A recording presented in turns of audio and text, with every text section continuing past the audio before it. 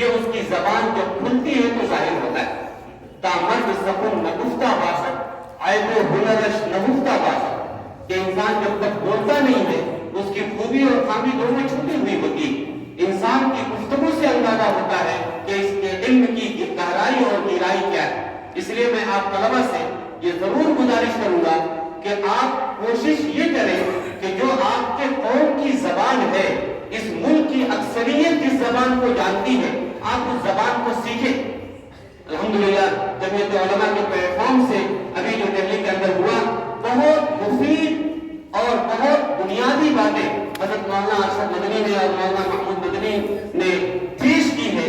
اب ضرورت ہے کہ قوم کی اکثریتی زبان میں، ان کی اصطلاح میں اور ان کے الفاظ میں اس کی صحیح تشریح کی جائے۔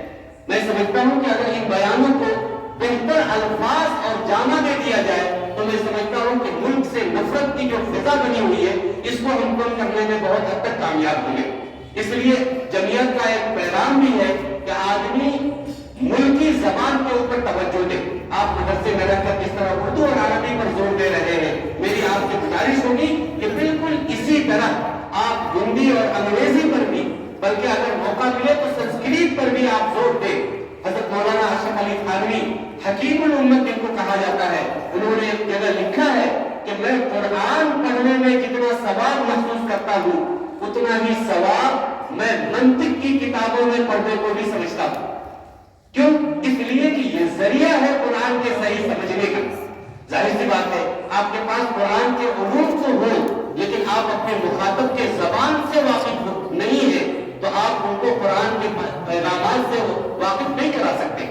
آج ہمارا جو ملک ہے، اس کے جو برادران وطن ہیں، وہ آپ کے گاڑے اردو کے سمجھنے کے متحمل نہیں ہیں، وہ آپ کی عربی زبان نہیں سمجھ پائیں گے۔ اس لیے آپ اگر چاہتے ہیں کہ اسلام کے پیغام کو ان تک پہنچائیں جو آپ کے پاس امانت ہے، آپ کی ذمہ داری ہے کہ ان تک آپ پہنچیں، تو آپ کے لیے ضروری ہے کہ آپ ان کی زبانوں کو بھی سیکھیں، اور پھر سیکھنے میں بھی کوشش آپ کی یہ ہونی چاہیے کہ صرف زبان نہ سیکھیں بلکہ کما حق ہو اس کو سیکھیں۔ آج افسوس کے ساتھ کہنا پڑتا ہے کہ جو زبانیں ہم نہیں جانتے لیکن جو جانتے ہیں اس کو تو صحیح طریقے سے جانیں، اس میں تو تفسیر و تانیث کی غلطی ہم سے نہ ہو، اس میں تو کوئی ایسی کمی کوتاہی نہ رہ جائے جس کی وجہ سے ہمارا تأثر پڑھے لکھے طبقے کے اندر غلط پڑے۔